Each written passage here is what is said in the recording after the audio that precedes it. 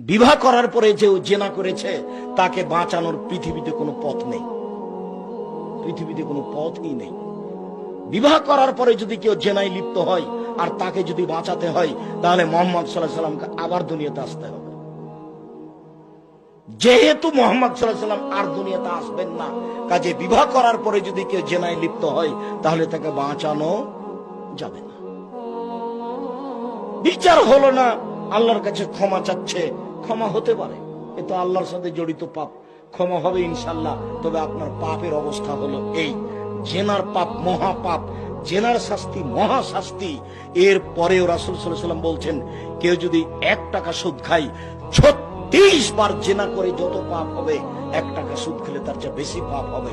আমি অনুবাদক, মুহাম্মদ সাল্লাল্লাহু আলাইহি ওয়াসাল্লাম এই কথা আজ থেকে নিয়ে 1450 বছর পূর্বে বলেছেন। বিচার কি দিয়ে করবেন? এইসব বাক্যের